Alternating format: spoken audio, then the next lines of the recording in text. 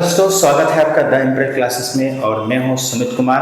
आज का हम लोग महत्वपूर्ण प्रश्न देखने वाले हैं, जिसमें से पहला प्रश्न है कि किस देश की संसद ने शरणार्थियों को रवांडा भेजने के लिए विधेयक पारित किया है। शरणार्थियों को, शरणार्थी का मतलब जानते ही हैं आप लोग कि किसी दूसरे देश से सताए हुए लोग जो किसी अन्य देश में जाके शरण मांगते हैं, उन्हें हम शरणार्थी कहते हैं। तो ऑप्शन है आपका अमेरिका, जापान, ब्रिटेन और यूक्रेन।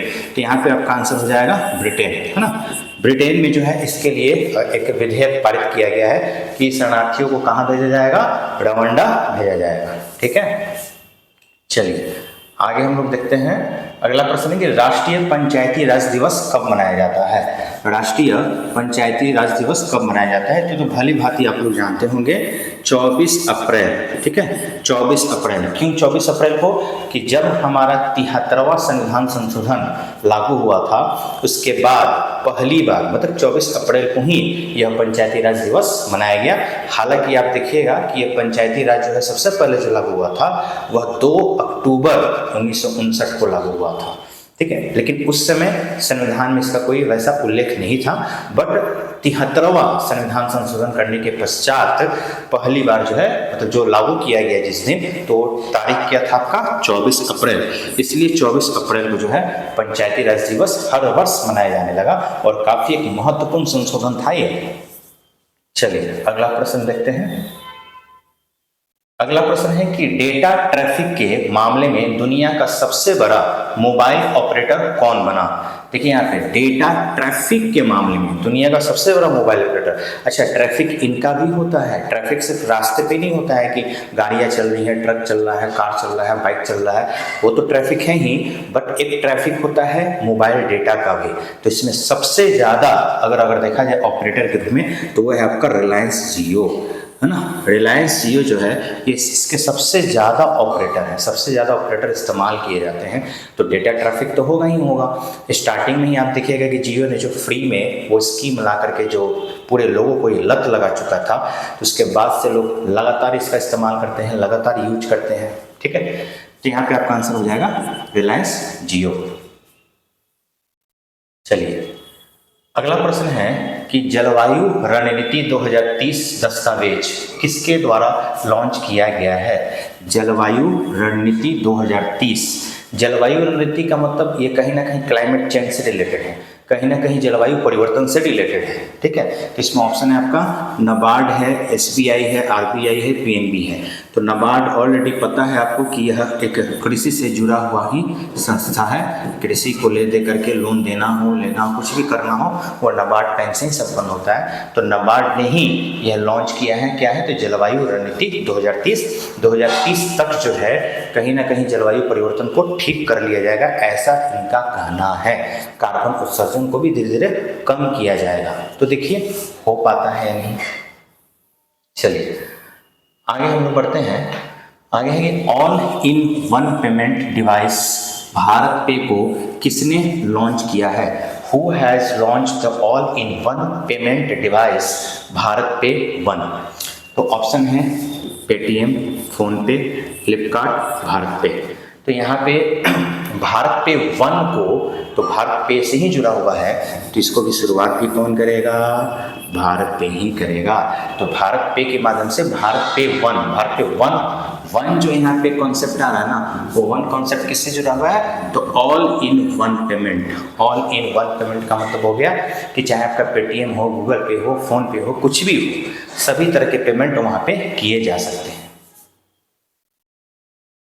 चलिए अगला प्रश्न है कि अंतरिक्ष विज्ञान के क्षेत्र में आर्यभट्ट पुरस्कार किसे प्रदान किया गया है।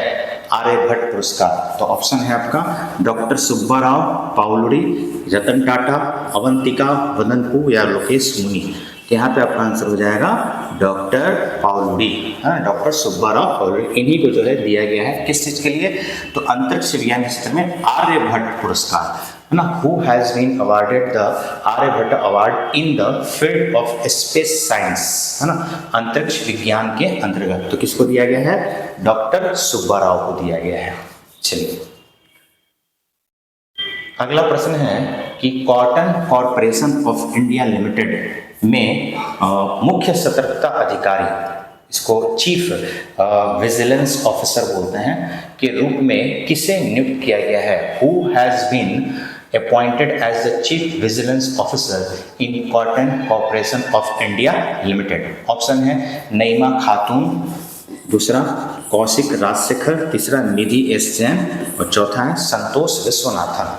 तो यहाँ पे आपका आंसर हो जाएगा निधि एस जैन, है ना। निधि एस जैन को जो है किस पद पर नियुक्त किया गया है? तो cotton Corporation of India limited में मुख्य सतर्कता अधिकारी, है ना, चीफ विजिलेंस ऑफिसर के रूप में इनको नियुक्त किया गया है। चलिए अगला प्रश्न देखते हैं हम लोग। अगला प्रश्न है कि खोंगजोम दिवस जो है किस राज्य में मनाया गया है? Khongjom day is celebrated in which state? Option है आपका मेघालय, त्रिपुरा, नागालैंड और मणिपुर। तो आपको ध्यान होना चाहिए कि यह मणिपुर में मनाया गया है। और किस चीज़ को लेकर के? तो यहाँ पे सिपाहियों ने जो है अपनी कुर्बानी दी थी, उन शहीदों के याद में, उन शहीदों को सम्मान देने के लिए यह दिवस मनाया जाता है। कौन से स्टेट में? मणिपुर स्टेट में। ठीक है, ध्यान रखिएगा कौन सा दिवस है? खोंगजोम दिवस, इसके लिए मनाया जाता है। चलिए अगला प्रश्न है कि ITTF टेबल टेनिस विश्व रैंकिंग में भारत के शीर्ष महिला खिलाड़ी कौन बनी? Who has become India's top female players in the ITTF table tennis world ranking? Option है सृजा अकुला, मनिका बत्रा, अहिका मुखर्जी या सुचित्रा मुखर्जी। तो चार ऑप्शन यहाँ पे आपको दिया हुआ है, सृजा अकुला, मनिका बत्रा, अहिका मुखर्जी और सुचित्रा मुखर्जी।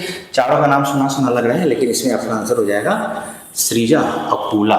ठीक है, सृजा अकुला को जो है इनका ITTF टेबल टेनिस विश्व रैंकिंग में शीर्ष महिला खिलाड़ी के रूप में बनाया गया है। ठीक है, तो आपका आंसर क्या हो जाएगा?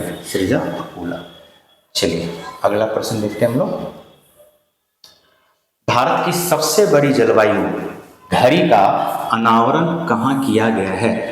Where has India's largest climate clock been unveiled? अब देखिए, इसरो मुख्यालय, CSIR मुख्यालय, DRDO मुख्यालय या विज्ञान भवन? तो ये जो है आपका CSIR ना, CSIR हेडक्वार्टर में किया गया है। क्या है? भारत की सबसे बड़ी जलवायु घड़ी। जलवायु घड़ी का मतलब क्लाइमेट भी तो मापना है, और क्लाइमेट कैसे तय होता है? तो ताप देखा जाता है, दाब, टेम्परेचर, प्रेशर, ह्यूमिडिटी यानी आर्द्रता। तो ताप, दाब, आर्द्रता तीनों की माप होती है, तो जलवायु का पता चलता है। इससे मौसम का भी अंदाजा लगता है, ऋतुओं की भी अंदाजा लगता है, तो सारे चीज़ हम देख सकते हैं। तो इसके लिए सबसे बड़ी घड़ी जो है वो कहाँ स्थापित की गई है? CSIR मुख्यालय, CSIR हेडक्वार्टर। तो ये दसों क्वेश्चन जो है आपके लिए बहुत इंपॉर्टेंट है, और आप इसको कॉपी में नोट कीजिएगा ताकि आप अच्छे से आसानी तरीके से आप इसका रिवीजन कर सकें। आने वाले एग्जाम के लिए बहुत ही महत्वपूर्ण होने वाला है। तो आज के लिए यहीं तक के, धन्यवाद। फिर हम लोग मिलते हैं अगले वीडियो में।